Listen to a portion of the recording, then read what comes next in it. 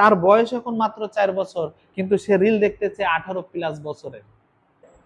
ওর ভবিষ্যৎ অন্ধকার হয়ে যাবে।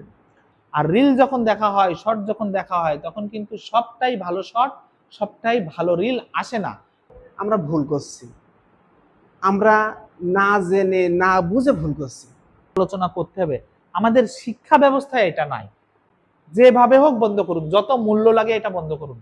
আপনার সব থেকে দামি সম্পদ কিন্তু নষ্ট হয়ে যাচ্ছে। আসসালামু আলাইকুম ওয়া রাহমাতুল্লাহি ওয়া বারাকাতুহু। আশা করি আপনারা সবাই ভালো আছেন। আলহামদুলিল্লাহ, আপনাদের স্বাগতম আমাদের এই আড্ডা গল্পের এই প্রথম পর্বতে। আজকে আমরা একটা সুন্দর বিষয়ে আড্ডা গল্প করব। এই আড্ডা গল্প অনুষ্ঠানের মূল কাজটা হলো, আমরা আমাদের এই আড্ডা গল্পর ভিতর দিয়ে বিভিন্ন কোনো এক বিষয়, স্পেসিফিক একটা বিষয়কে নিয়ে আমরা আড্ডা গল্পর মাঝ দিয়ে একটা সুন্দর শেষ, মানে কিভাবে সমাধানগুলো আনা যায়, কিভাবে আমাদের বাস্তব জীবনে এটা আমরা প্রয়োগ করতে পারি, কিভাবে এখান থেকে আমরা বেরোয় আসতে পারি, বিভিন্ন রেফারেন্স এই দিয়ে আমরা এই আড্ডা গল্পর বিভিন্ন বিষয় নিয়ে এখানে আড্ডা গল্প করব। কিন্তু সেই আড্ডা গল্পটা হবে কার্যকরী ইনশাআল্লাহ। আজকে আলহামদুলিল্লাহ আমরা আমাদের আড্ডা পর্বতে আছি মোহাম্মদ আরিজুল ইসলাম ভাই। আসসালামু আলাইকুম। আমি আছি আব্দুল্লাহ। আলহামদুলিল্লাহ, আমাদের আজকের প্রথম পর্বের বিষয় হলো বাচ্চাদের মোবাইল আসক্তি। ভাই কেমন আছেন? আলহামদুলিল্লাহ। আলহামদুলিল্লাহ, মহান আল্লাহর রহমত। আমাদের এই আড্ডা গল্পটার জন্য মানুষের উপকারে কাজে লাগে। আমাদের আড্ডা গল্প দিয়ে যেন আমাদের দর্শকরা উপকারিত হয়, ইনশাআল্লাহ। আমাদের দর্শকদের জন্য তাদের জীবন চলার জন্য আমাদের এই আড্ডা এবং গল্প থেকে শিক্ষণীয় বিষয়গুলো যেন তারা অর্জন করতে পারে ইনশাআল্লাহ। আজকে যে বিষয়টা আমরা নিয়েছি সে বিষয়টা হচ্ছে বাচ্চাদের মোবাইল আসক্তি। আপনি কি দেখছেন সমাজে, এগুলো কি দেখতেছেন, মোবাইল আসক্তিটা কেমন? ভাই, এখনকার যে যুগটা দেখেন আপনি, বাচ্চারা মোবাইল ছাড়া চলেই না। ওরা যদি আপনি বলেন তোর ভাত খাইতে দেবো না কিংবা তোমার মিষ্টি কিনে দেবো না, তাতে কোনো সমস্যা নেই। ওর খেলনারও প্রয়োজন নেই, ওর কোনো কিছুর প্রয়োজন নেই। ও বাপ মা সব কিছু ছেড়ে দিতে রাজি, কিন্তু মোবাইল ছাড়বে না। আসলে এই সমাজটা, মানে আমরা মনে করি কি যে মোবাইলটা এসে আমাদের ক্ষতি হয়ে গেছে। আসলে বিষয়টা এমন না, বিষয়টা আমরাই খারাপ বানিয়ে ফেলেছি। যেমন একটা চাকু দিয়ে কিন্তু ভালো কাজও করা যায়, খারাপ কাজও করা যায়। ঠিক মোবাইলও ঠিক এমন দিক আছে, ভালো দিকও আছে, খারাপ দিকও আছে। আমি একটা ছোট উদাহরণ দিতে চাই। একটা গাড়ি কিন্তু পাকা ড্রাইভার না হলে কিন্তু সে সঠিকভাবে সঠিক গন্তব্যের স্থানে কিন্তু পৌঁছাতে পারে না। যেমন আমি যাব যশোর, তাহলে পাকা ড্রাইভার তার চিনা লাগবে, মানে সেই জায়গাটা চিনা লাগবে যে সে জায়গাটা সে চেনে কিনা। যদি সে চেনে, সে কিন্তু সেই জায়গায় পৌঁছাতে পারবে। আর যদি সে না চেনে, সে কিন্তু উল্টো পাল্টা দিকে চলে যাবে। ঠিক। আর আমরা মনে করি যে আমার বাচ্চা ভাত খাচ্ছে না, আমার বাচ্চা লেখাপড়া করছে না, আমার বাচ্চা কোনো কথা শুনছে না মোবাইল না দিলে, এই জন্য আমি মোবাইল দিচ্ছি। আমার বাচ্চা কথা শুনবে, ভাত খাবে, ও সুস্থভাবে ঘুমাবে। আসলে আমরা ভুল করছি, আমরা না জেনে না বুঝে ভুল করছি। কারণ ও কিন্তু পাকা ড্রাইভার না। ও যদি পাকাপোক্ত ড্রাইভার হতো, তাহলে ও সঠিক রাস্তায় চলতে পারত। ও পাকাপোক্ত ড্রাইভার না হওয়ার কারণে ও ক্ষতিগ্রস্ত হয়ে যাবে, ওর ভবিষ্যৎ অন্ধকার হয়ে যাবে।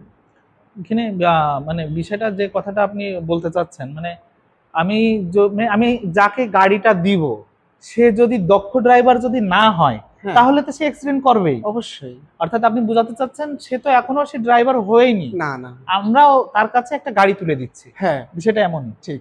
আলহামদুলিল্লাহ, খুব সুন্দর একটা পয়েন্ট আরিজুল ইসলাম ভাই বললেন। এখানে আরেকটা বিষয়, আমি একটু গোড়া থেকে আসি। হ্যাঁ, আমি একটি মিশরীয় বই পড়ছিলাম, সেটা বাংলায় অনুবাদ করা। ওখানে আহ, মানে একজন মা হঠাৎ করে ওই লেখকের কাছে উনি গিয়েছেন, লেখকের কাছে যে উনি বলছেন আমার তো সব শেষ হয়ে গেল, সব শেষ হয়ে গেল। কি শেষ হয়ে গেল? কি আমার সব শেষ, আমার সব কিছু চলে গেল, আমার কিছু নাই। কি হয়েছে? তা আমার মেয়েটা কালকে রাত্রে চলে গেছে। যখন এই কথা বলল, তখন বলছে আপনার মেয়েটা কালকে রাত্রে চলে গেছে।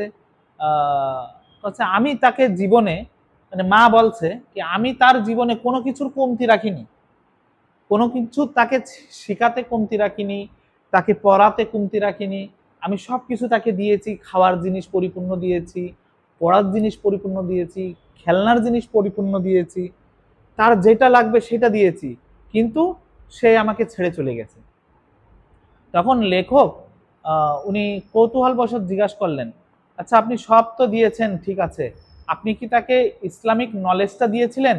কি আমাদের ধর্মগ্রন্থে বা আমাদের ইসলাম ধর্মের রীতিনীতিতে, বা ইসলাম ধর্ম হোক বা অন্য যে কোনো ধর্ম হোক, যে রীতিনীতি আছে সে রীতিনীতি কি তাকে শিখিয়েছিলেন? তখন মহিলাটার মাথা নিচু হয়ে গেল, বলছে না আমি এটা শিখাইনি তাকে। এখান থেকে আমাদের শিক্ষার বিষয় আছে অবশ্যই।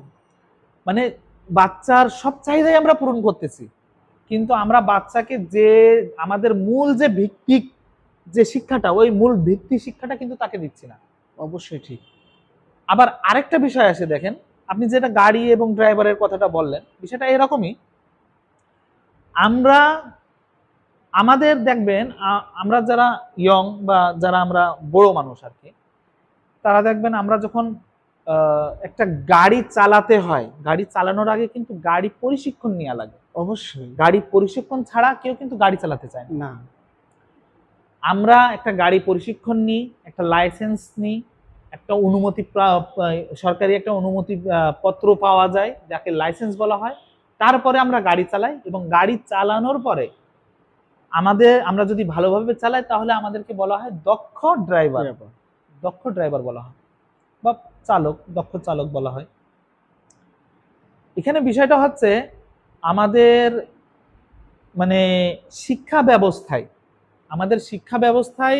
আমাদের প্যারেন্টিং যে বিষয়টা, আমরা যে মা বাবা হব, আমরা যে বাচ্চা কাচ্চা কিভাবে মানুষ করতে হবে, শিশুদের কিভাবে আলাপ আলোচনা করতে হবে, আমাদের শিক্ষা ব্যবস্থায় এটা নাই।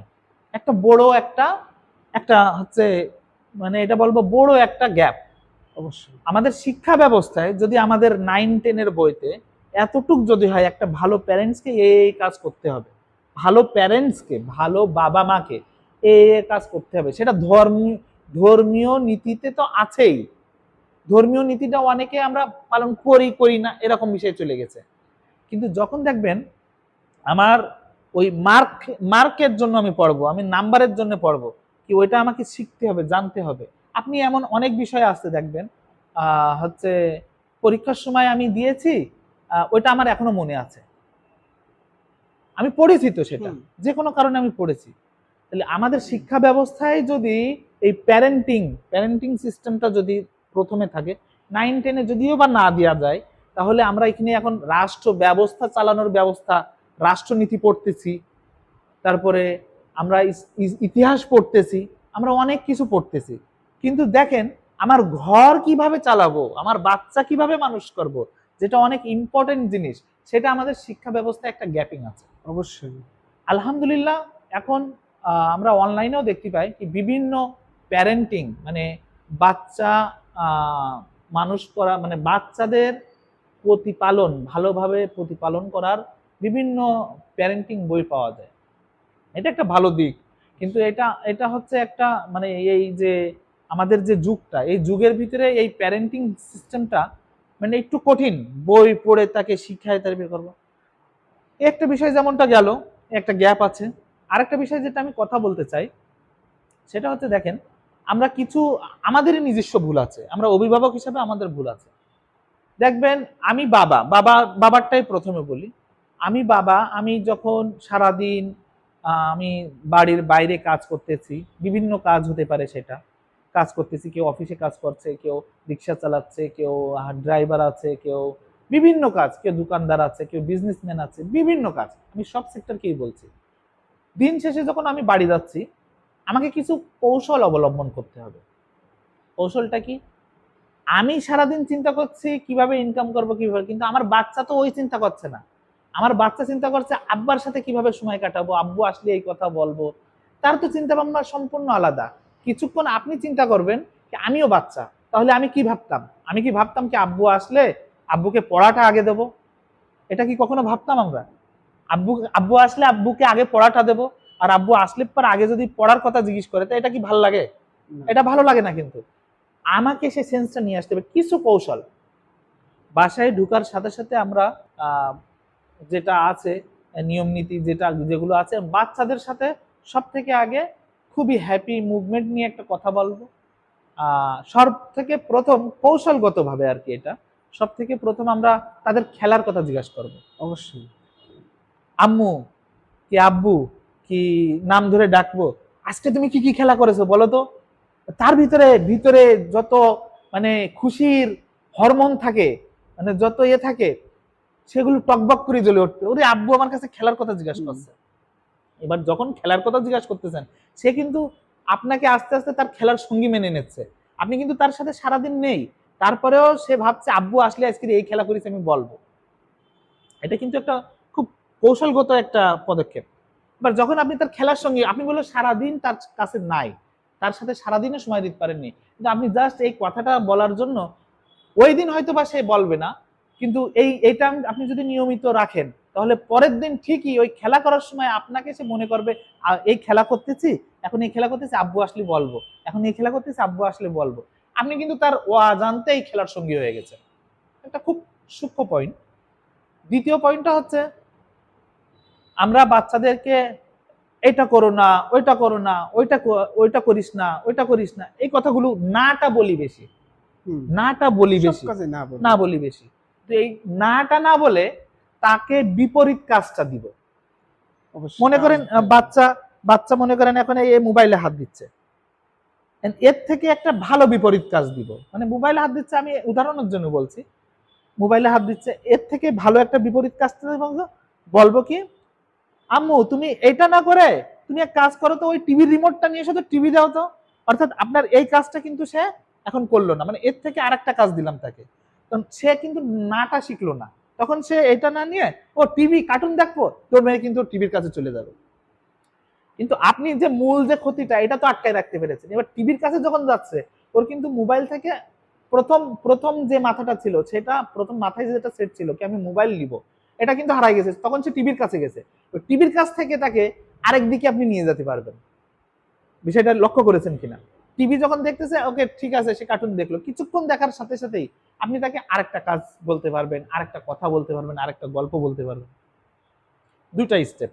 মানে আমরা নাটা বলবো না, নেগেটিভলি বাচ্চাদেরকে বেশি বলবো না, তাদেরকে পজিটিভলি রাখবো বেশি ইনশাল্লাহ। তৃতীয় যে বিষয়টা আছে, বাচ্চারা যখন খাবে না, তখন তাদেরকে জোর করে খাওয়াবো না।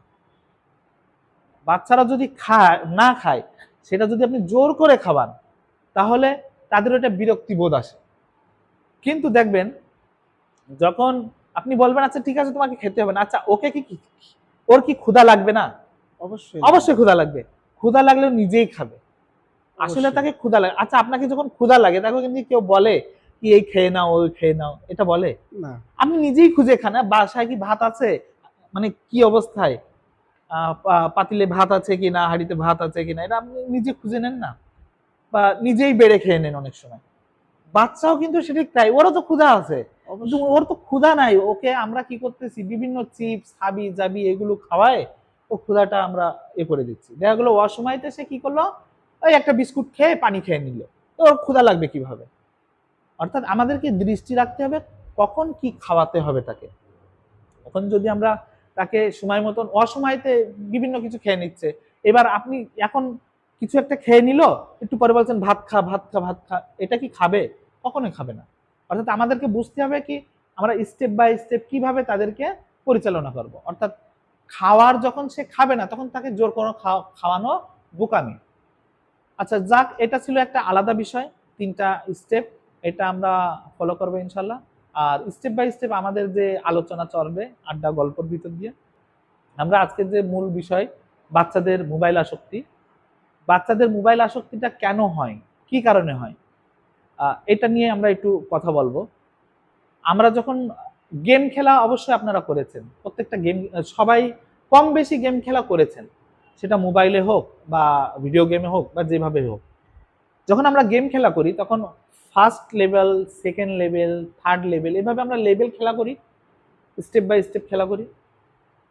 এই স্টেপ বাই স্টেপ যখন আমরা খেলা করতেছি তখন আমার ব্রেনটের ভিতরে যে সিস্টেমটা আছে, ব্রেনটের যে সিস্টেমটা আছে, এই সিস্টেমটা আপগ্রেড হচ্ছে, এই সিস্টেমটা আমার উন্নত হচ্ছে।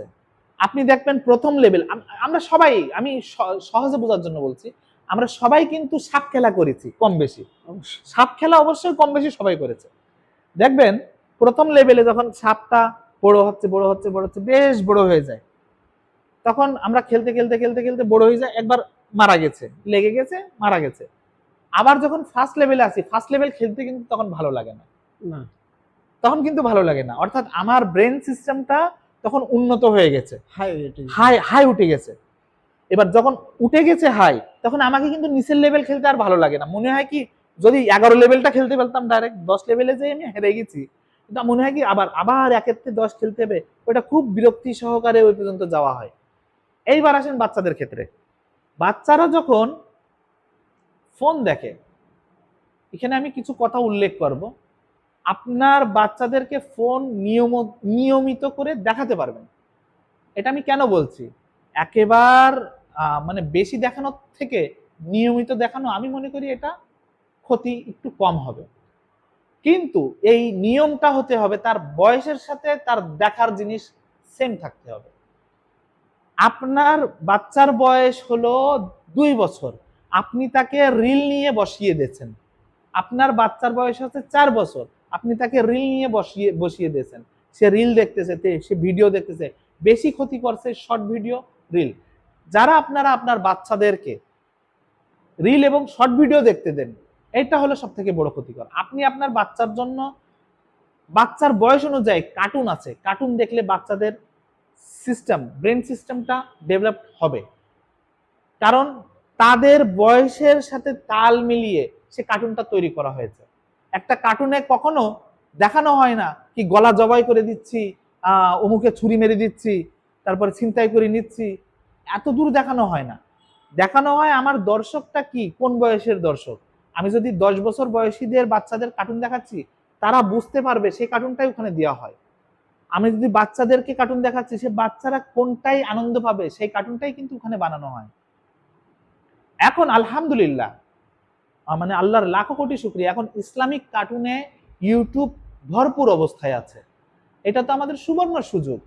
আমরা আমাদের বাচ্চাকে নিয়মিত পরিমাণে প্রতিদিন 2টা কি 1টা কার্টুন দেখাতে পারি, কি আজকে তোমার একটা কার্টুন হবে, সারাদিনে আর মোবাইলে হাত দিতে পারবে না, এটা নিয়ে আসতে হবে। যদি আমরা যে ভুলটা করে ফেলেছি সেটা ফেলেছি, আচ্ছা যেটা আমরা নিয়ে আসবো সেটা পরের হিসাব। আর যাদের ছোট বাচ্চারা আছে তাদের জন্য যে পরামর্শ, তার বয়সের সাথে মিলায়। এবং ইসলামিক কার্টুনগুলো এখন পাওয়া যায়, ভদ্র কার্টুন পাওয়া যায়। আর সব থেকে মেইন পয়েন্ট যেটা আমি বলবো, সব থেকে মেইন পয়েন্ট হলো আমাদেরকে অবশ্যই অবশ্যই বাচ্চার হাতে যদি বা ফোন দিয়ে থাকেন, আপনাদের দোহাই লাগে আপনারা রিল বের করে দিবেন না, আপনারা শর্ট ভিডিও বের করে দিবেন না।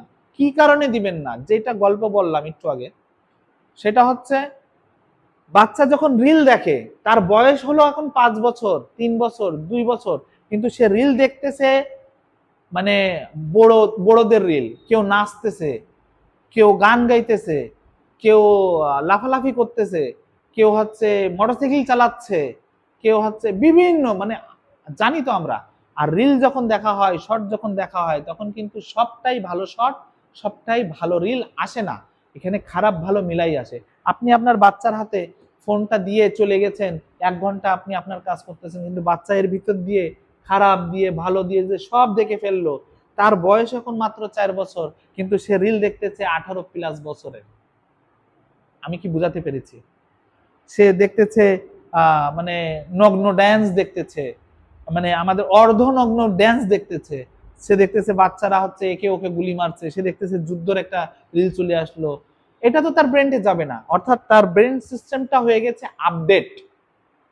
তখন তাকে এখন যদি আপনি তাকে কার্টুন দেন, আপনাকে যদি 10 লেভেলের গেমে যদি 1 লেভেলে নিয়ে আসা হয়, আপনাকে যেমন ভালো লাগে না, বাচ্চার সিস্টেমটা, ব্রেন সিস্টেমটা ঠিক ওই কোয়ালিটি হয়ে গেছে। অবশ্যই মানে তার ঠিক। ব্রেন সিস্টেমটা হয়ে গেছে হাই কোয়ালিটি। সে এখন নাচ গান দেখবে, সে এখন বড় হয়ে গেছে, ব্রেন সিস্টেম বড় হয়ে গেছে। আপনি বিশ্বাস করেন আর নাই নাই করেন, ব্রেন সিস্টেমে সে বড় হয়ে গেছে। কি দেখে? রিল দেখে। আমরা এমন অনেক বাস্তবতা দেখেছি, ইংলিশ কথা বলছে বাচ্চা, ইংলিশ কথা বলছে, তারপরে হিন্দি কথা বলছে, কি বলছে সে নিজেই জানে না, তারপরে গান গাচ্ছে, অনেক এরকম বর্তমানে এমন অনেক বাচ্চাদের এমন রোগ দেখা যাচ্ছে শুধুমাত্র মোবাইলের কারণে। মোবাইল আসক্তিটা এত দূর গড়িয়ে গেছে শুধুমাত্র বাবা মার অবহেলার কারণে। অবশ্যই আমরা তাদেরকে মোবাইল কেন দিব না? মোবাইলে তো তার দেখার মতন জিনিস আছে। আমরা তাদেরকে সেটা না দিয়ে আমরা বাবা মারা করতেছি কি, তাকে মোবাইলটাই উন্মুক্ত করে দিয়ে আসতেছি, সে রিল দেখতেছে। আমি মানে যদি 100টা বাবা মার কাছ যদি যেয়ে থাকি, তাহলে আমি এখানে আপনাকে মানে বলবো একেবারে গ্যারান্টি দিয়ে 95টা বাবা মা তাদেরকে মোবাইলটা দিয়ে দেয়, তারা তাদের মতন রিল দেখে। আর আমি যত দূর গিয়েছি, আমার আত্মীয় স্বজন যেখানেই গিয়েছি, আমি তাদেরকে পরামর্শ দিয়েছি কি আপনি মোবাইল যদি না দিলেই না হয়, তাহলে কমপক্ষে তাকে মোবাইলটা দিবেন একটা সীমিত সময়ের জন্য, এবং সীমিত সময়ে একটা কার্টুন নির্ধারণ করে দেবেন, সেই কার্টুনটাই সে দেখবে, দেখে আপনাকে আবার মোবাইল জমা দিবে। এইটা হলো একটা নিয়মিত সিস্টেম।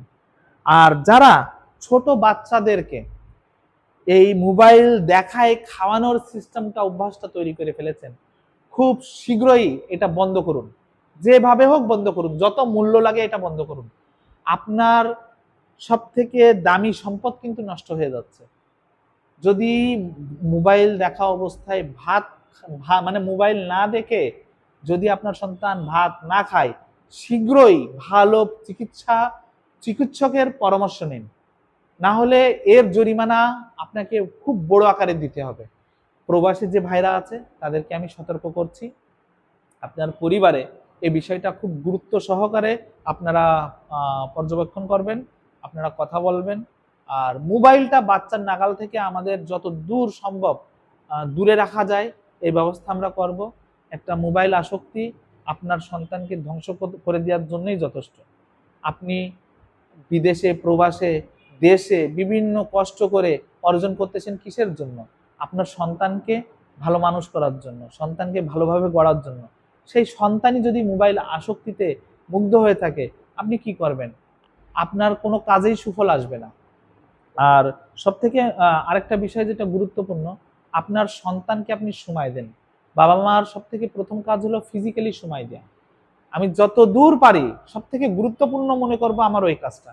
আমার অফিসিয়াল ইনকাম সোর্স, ইনকাম করার যে কাজটা আছে, এটা তো আমি করবই, সাথে সাথে সব থেকে মানে মূল্যবান সময়টা হবে আমার দ্বিতীয় যেটা, সেটা আমি আমার বাচ্চাদেরকে সময় দেব।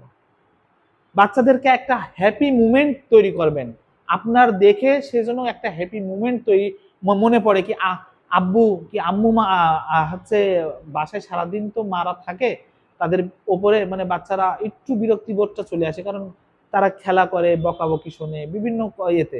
আপনার কমপক্ষে আপনি যে সময়টা দিবেন, এটা দিতে আপনাকে হবেই, এর কোনো বিকল্প নাই। আপনার বাচ্চাকে আপনাকে সময় দিতেই হবে, এর কোনো বিকল্প নাই। এটা আপনি কোটি টাকা দিয়েও এর বিকল্প খুঁজে পাবেন না। আজকের আমাদের পর্বটা আমরা এখানে সমাপ্ত করতে যাচ্ছি। এ পর্যায়ে আমার আরিজুল ইসলাম ভাই কিছু কথা বলবেন। আলহামদুলিল্লাহ ভাই, খুব সুন্দর গুরুত্বপূর্ণ কথা বলেছেন। ইনশাল্লাহ এই গুরুত্বপূর্ণ কথা মানে আমাদের ভাই বোনেদের কাজে লাগবে। আর এমন কিছু কিছু কাজ আছে যে সে কাজগুলো সময়ের সাথে সাথে করতে হয়, নাই তো সময় পার হয়ে গেলে আর সেটা করলেও সেটা কখনো ফিরে আসবে না, কিন্তু সেটা কখনো সঠিক হবে না। যেমন বাচ্চাদের যখন যখন তারা ছোট থাকে মনে করেন একটা কাদার দলা যখন নরম থাকে, যখন কাদা থাকে, সেই কাদা দিয়ে অনেক কিছু জিনিস তৈরি করা সম্ভব। আপনার যা ইচ্ছা আপনি তাই তৈরি করতে পারবেন। আপনার যে জিনিস পছন্দ আপনি সেই জিনিস তৈরি করতে পারবেন। কিন্তু যখনই ওই মাটির দলাটা, ওই কাদার দলাটা যখনই শুকায় যাবে, তখনই কিন্তু কাজ সম্ভব না। তাই আসেন আমরা মোবাইল, বাচ্চাদের যে মোবাইলের আসক্ত থেকে, মোবাইলের মোবাইল দিয়ে ভাত খাওয়ানো, মোবাইল দিয়ে ঠান্ডা রাখা, চুপ রাখা, এসব থেকে বিরত থাকি। আরিজুল ইসলাম ভাই খুব গুরুত্বপূর্ণ কিছু কথা বলেছেন। আসলে আমাদেরকে উচিত হবে এখনো সতর্ক হয়ে যাওয়া।